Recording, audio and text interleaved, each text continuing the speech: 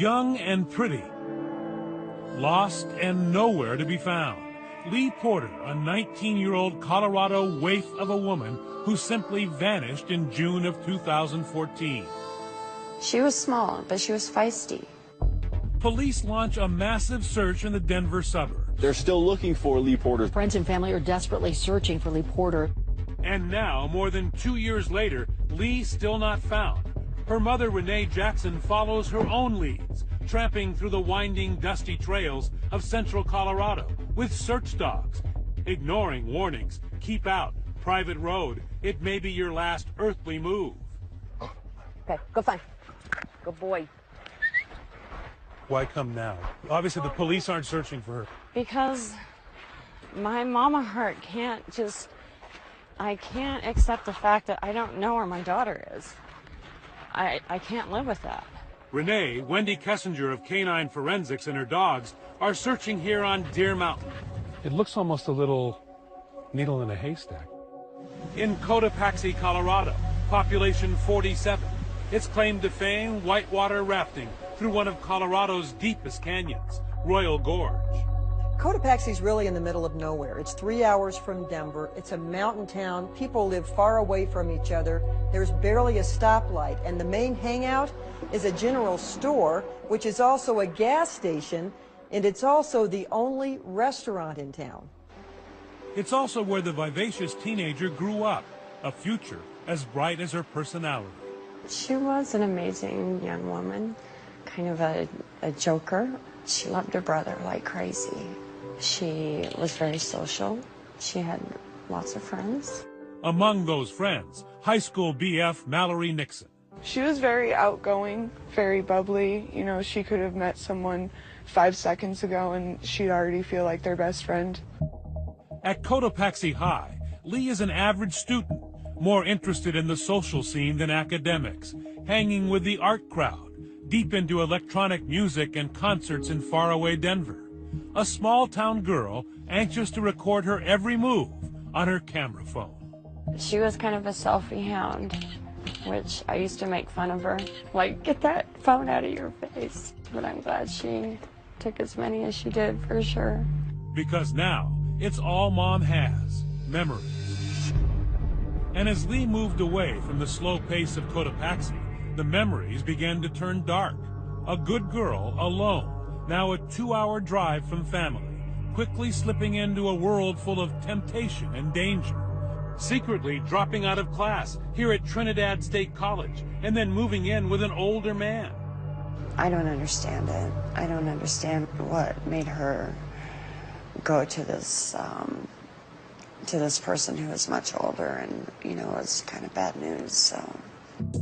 He's 38. She's not out of her teens. Jessie Mine, a tattoo artist who Mallory Nixon says has a taste for tender young women and hard drugs. She wasn't involved in drugs at all before she met him? Not before she met him, no. And then how bad did it get? It got bad right away. We were going to a concert together, and as we were driving up to Denver, she said, I did heroin for the first time, and I'm hooked on it. What did that say to you? It broke my heart. It really did. While all this is happening, Lee's heart is broken too, by another man, a man she's closer to than any boyfriend, her older brother, Max. She was basically like my best friend. We did everything together, listened to the same music, did the same things, fought like brother and sister all the time, and we were really close. We were able to go to each other and talk to each other about everything. But when Lee needed her brother most, just as she's meeting the older man, Max, not expecting the downward spiral to come, moves to California to open his own business. She got really depressed, and then she met Jesse. He's a 38-year-old guy. So she was attracted to this older man? Yes, but he lied about his age at first, and then later, after they clicked, then told her. Was there a certain vulnerability about your sister that perhaps allowed this to happen? She lets people in really easily, so if you show any affection or care, she'll most likely open her arms up to you. Lee Porter knew her life had taken a turn for the worse, desperately looking for a course correction. Her friend Mallory says in the days before Lee went missing, she was struggling to kick a heroin habit, attending Narcotics Anonymous. She said she wants help, but she doesn't know what to do. She doesn't know who to go to because she didn't want to leave Jesse. Was she getting out of it, do you think? Oh, she definitely was. The day before she went missing, I saw her down in Pueblo, and she had been off of it for 3 days. The trouble in Lee's life is about to get worse. Jesse breaks up with her, packs his truck, and moves east, leaving Lee with no place to live. She packs her car and heads north to Denver with no real plans. So Lee starts looking for help on social media, telling a Facebook friend, "I'm about to be homeless." And then, as her brother finds out, she just drops off the grid. I knew there was something wrong right away because I couldn't get a hold of her.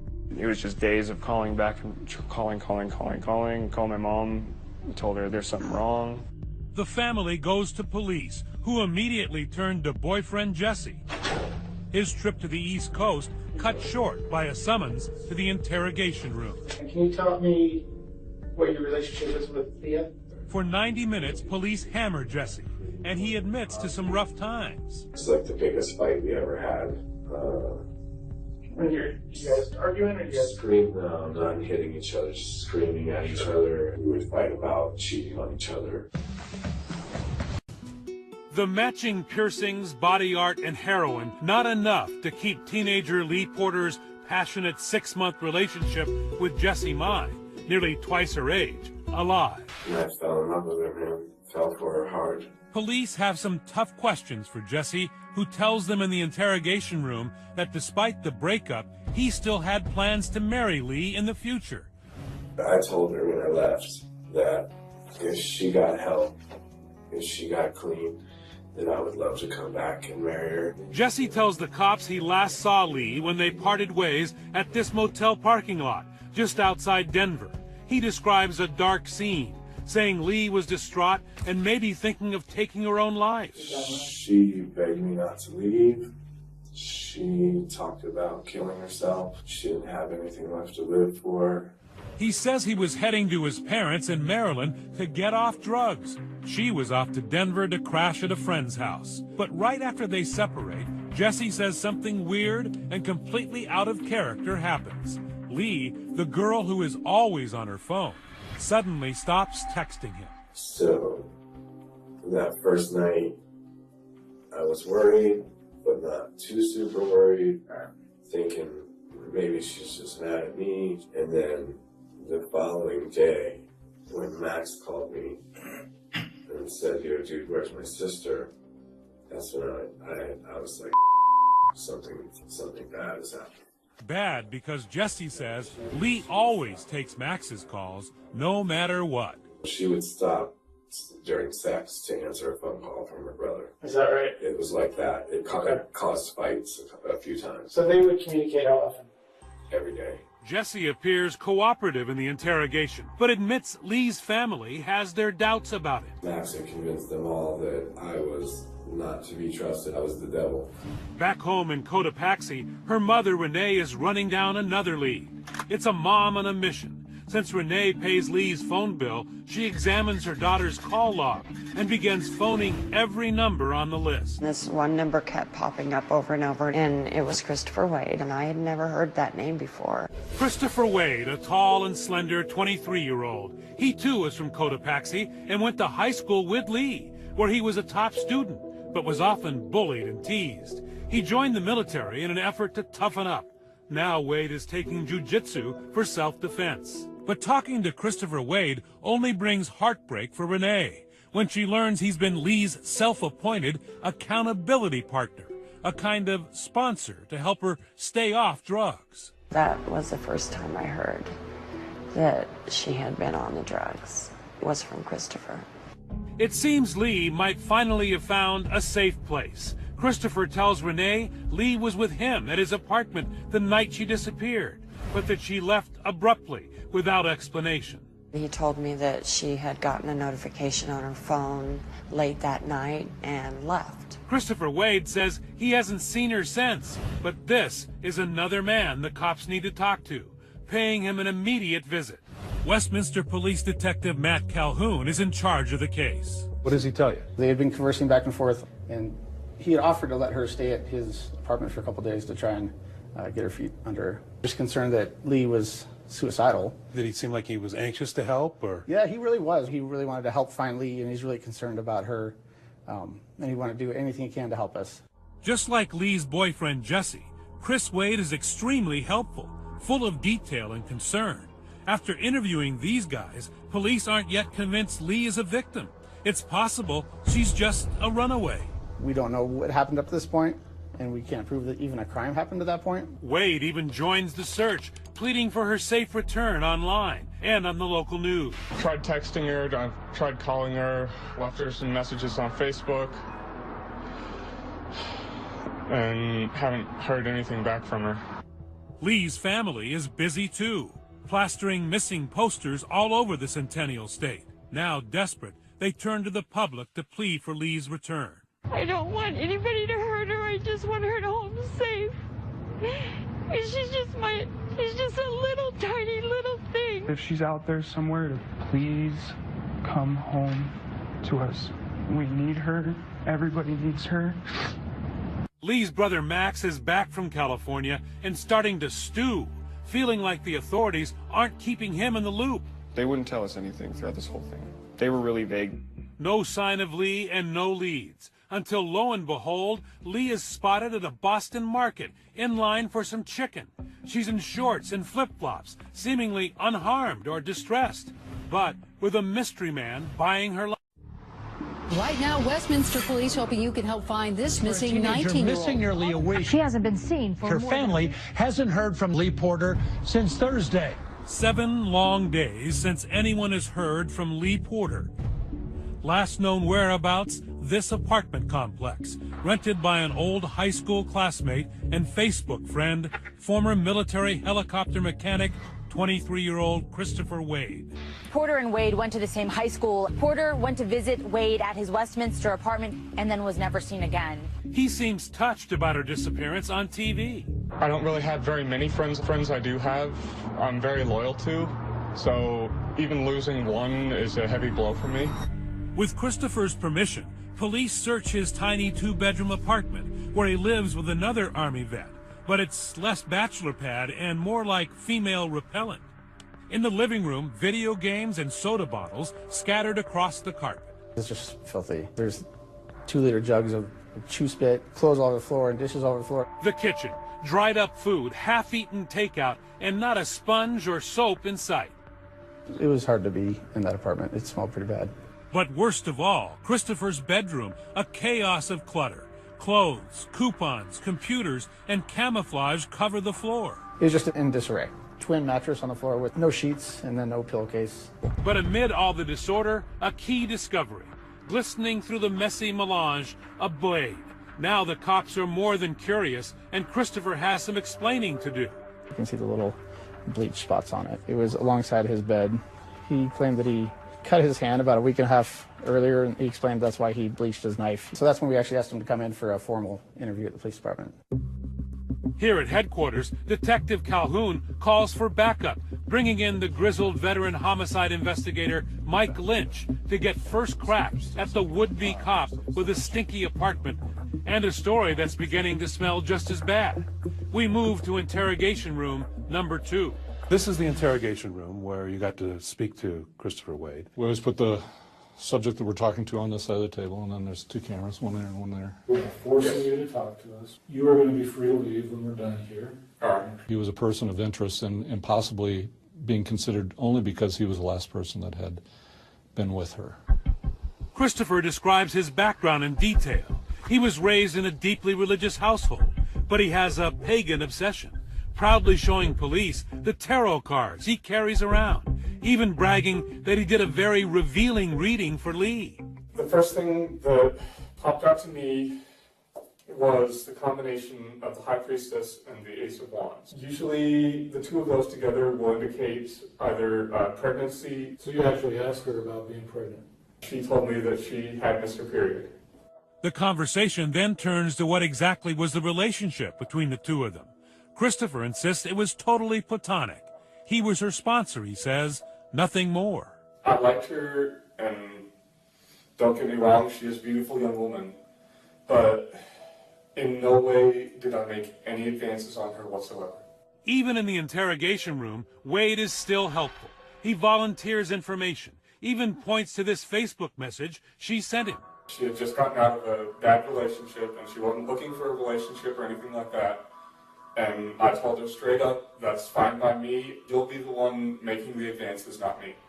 And sure enough, according to Christopher, at his apartment that night, the pretty 19-year-old went after the 23-year-old geek. We were just getting ready to get back into the video game, then she leaned in and kissed me, and I kissed back. What did you think of that? A little unusual and a little odd because Mr. Wade was a little bit of an unusual person himself. And it kind of caught us by surprise that she would want to have sex with him. Unsure of what to make of the story, Detective Lynch begins to question Christopher about something conspicuously absent from his apartment: the sheets on his bed. You didn't get rid of the sheets? No. Intentionally get rid of the sheets because maybe they had blood on them? No, sir. It seems inconsistent, thus, based on the condition of your apartment, that you would be all of a sudden in the middle of a sexual experience taking your sheets and taking them off the bed. It was afterwards. Even afterwards. Yeah, it just seems kind of bizarre. The worst thing you could do is lie to us. All right. Yeah, I did get rid of them. Christopher cracks like a 3-minute egg, backpedaling under pressure. He tells his interrogators when Lee's mom called him that first night saying she's missing, he panicked and trashed the sheets that had both their DNA on them. But Detective Lynch is beginning to think there was more than sex going on in that bedroom. We started turning the heat up, and I asked him, where's the body at? I says, is that body out there with the cell phone? Did you kill Leah Porter? Am I being accused of something? What do you think? It sounds to me like yes. And I maintain my innocence, but I would like a lawyer. Our interview now has to cease. I'm convinced he killed her. We have to let him walk out of here because we don't have the evidence to hold him in. Christopher is free, but don't forget he shares that apartment with a roommate who was home much of that night. What's your name? Jesse Williams. Jesse Williams. We suspect something's happened to this young lady. Now, before you say anything to me, don't you think long and hard about this? Williams is in the hot seat for 3 hours. He tells authorities when he came home, Christopher had a tie around his bedroom doorknob. That's code for a girl in his room. Did you ever hear anything? I heard the door open and close, that's about it, like they would want to use the bathroom or something. So at any time did you ever see this woman? No, I did not. But he did see something curious while trying to sleep on the living room couch, such as it is. Around 3 in the morning, he watches as Christopher takes something outside. I'm just transferring stuff that was in my old car to the new car. That's all he said. He went back to his room, and I've assumed he went to sleep. I maintain my innocence, but I would like a lawyer. 23-year-old Christopher Wade, with his button-down shirt and goatee, looks like a geeky college student, not the prime suspect in the disappearance of a teenager. And so we have Chris under 24-hour surveillance. The detectives conclude that Jesse the boyfriend and Jesse the roommate are witnesses and not suspects. They let them go. And they get a search warrant for Christopher's apartment. Our criminalist was able to do examinations for blood on like the bathroom. She sprayed the sinks and then the shower. And we were able to actually see a T-shirt had a blood stain on the upper sleeve. And then police hit pay dirt when they find buried in the mess on the floor this receipt from 7-Eleven. It's for bleach and rubber gloves. Thank heaven for 7-Eleven. Stocked, as they all are, with Slim Jims, Slurpees, and security cameras. Here you'll just see Chris Wade coming from his apartment by the bleach and gloves. Looks like it's about 11:54 in the morning. Watch as inside the store, he's no housekeeper, but grabs the bleach. Then after speaking with the clerk, rubber gloves, before heading back to his mess of an apartment. The evidence is mounting. Police match Christopher's picture with the man in the Boston Market video. Now police are watching his every move, and they see Christopher meet with someone new. He was still under surveillance, so we had detectives watching him and watching this whole thing go down. It's Lee's brother, Max, unable to wait for police to go through the legal process. He's setting a trap of his own.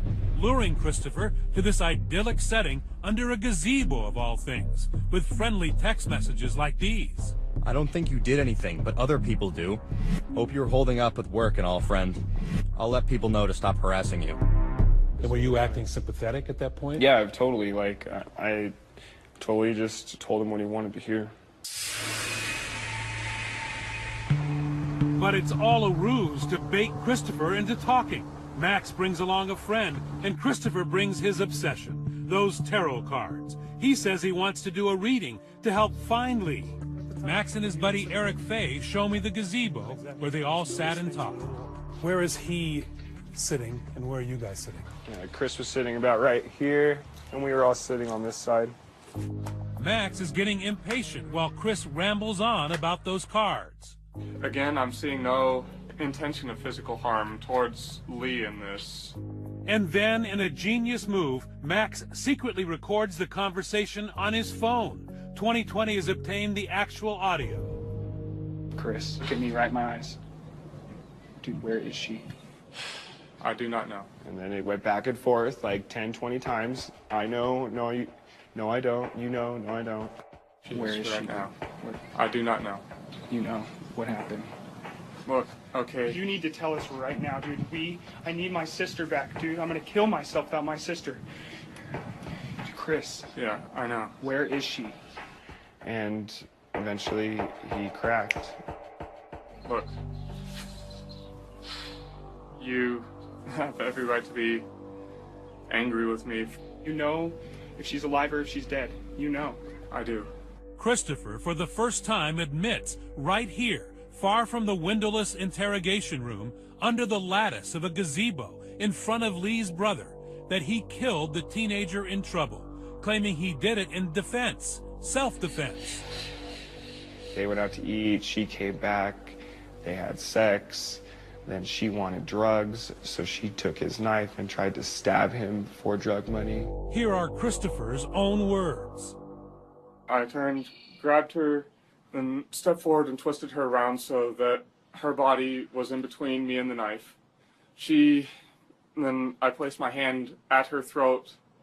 I didn't start squeezing until after she kept going. I told her, How long knife, did you please. squeeze her throat? Until what happened? I thought that her muscles would relax when she went unconscious, and that I could gradually move the knife away and let her go and let her regain consciousness, but that didn't happen. What are you thinking as this is going on? I flipped out, I freaked out. She wouldn't try to stab you, dude. She would never try to do that. Lying sack. I know you won't believe me, but I will be turning myself in to the police. I will tell them. No, you're going to jail right now. You're going to prison right now. Where do you think you're going, man? Christopher is not going far, unless he has a paddle. The gazebo is surrounded by water. He wants to leave and turn himself into the cops the next day. Max, just hearing a horrific first-hand account of his sister's murder, would have none of that. You think I'm just going to let you walk away and drive away? You killed my sister. No, let me wait. You need wait for. That last sound you heard, that was Max pouncing on Wade and delivering a little brotherly love in the form of a fistful of personal punishment. And I made sure that Max got at least one good shot in on his face before I grabbed him and pulled him off. I wanted to jump over this bench and go at him myself, definitely. But I wanted him to rot more than that. You wanted him in prison? I want him to suffer in there. An amazing scenario that I've never seen in 25 years of being a prosecutor, where a family member confronts a suspect and essentially gets a confession out of the suspect. That's just the beginning. When Max and Eric call 911, they make him repeat the story on tape for a second time, the killer doing the talking. This is something you don't hear every day. 911. Yes, I'd like to confess to a murder. Okay. What happened? The case is for the disappearance of Lee Porter. But surprise, there's no need to summon the authorities. They've been watching the whole time. Detective Matt Calhoun is back at headquarters. And we hear from the surveillance units that Max had just punched Chris in the face. As the cops come out of the bushes, Max is still making calls, this time to his mother. He was hysterical, and he told me that Lee was dead, and that Christopher admitted to killing her. I actually almost wrecked on the freeway. This is her 911 call, a mother in hysterics. Westminster 911, where's your emergency? Oh my God! Ma'am, can you take a deep breath? What's your name? Oh my baby, my little baby! Christopher Wade just admitted he killed her! Did you think at all how amazing it was that your son and other friends were able to get him to say he did it? They cracked the case. They did. Doubt. That's how you get away with murder. Every week, Viola Davis teaches the secrets of crime on how to get away with murder. While in suburban Denver, this real professor hits the chalkboard teaching criminology to would-be police. We teach everything from interview interrogation, report writing, crime scene management, forensics, you name it. So how does that help if someone doesn't want to do good, but they want to do bad? If you want to learn how to clean up a crime scene, some of the challenges police have in making sure that all the evidence is acquired, these are things they're learning. And guess who was in the front row, acing the class? Christopher Wade. He had some amazing analytical skills and was sharp as a tack. Book smart, but oddly unable to connect, especially, Wells says, with half the population. He was challenged when it came to even speaking and finishing a sentence with a young lady. Still, Wells says he was a gifted but awkward student, top of the criminal justice class honor roll at Little Everest College, dreaming of solving tough cases like the one he is headlining now. Police arrested their neighbor, Christopher Wade, for the murder of Lee Porter. Back in the interrogation room, a quick frisk and a jab from the real cops about Wade's lifelong dream to be on the other side of the law. I didn't miss anything, did I? You tell me, right? You didn't miss anything. Sitting down with his lawyer and the cops he wanted to be like, Wade tells them his story of a struggle. I asked her to stop struggling. A knife and Lee's death. I was the only witness, as well as the person that not murdered her, but was responsible for her death. But what he did afterwards convinces police this was no accident. Wade didn't call 911. Instead, he took steps to hide Lee and the crime that caused her death. I reclothed her, and I placed her on the bed, and then I took a duffel bag from my closet. Wade forced the 98-pound Lee into the duffel, covered her with trash bags, her legs dangling as he disrespected her for a final time. I took her out to the dumpster and I put her inside it. Leaving little doubt in the 2-hour confession, his third in one day, police lock him up. You are going to be taken into custody. I understand.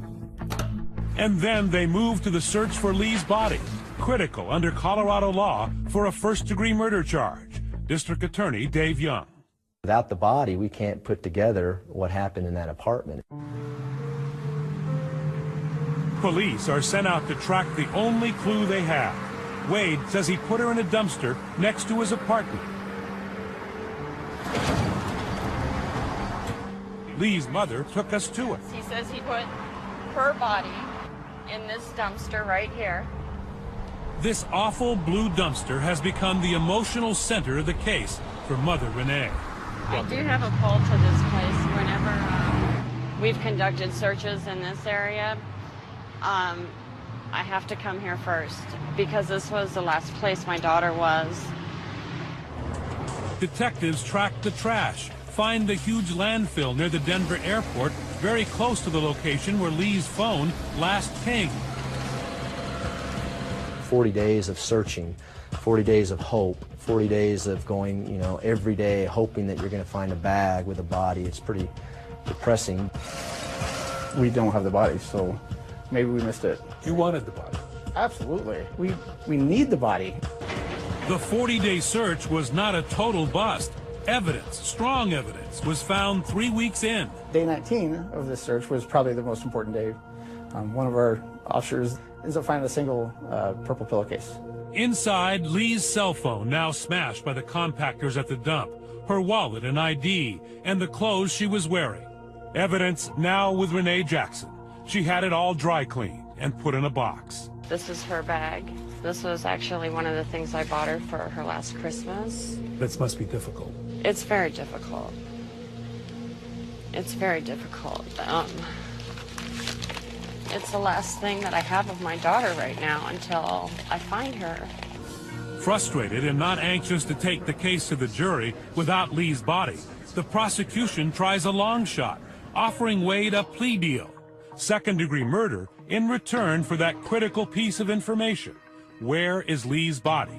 I called the defense attorney at least 2 or 3 different times saying, I want to know where that body is.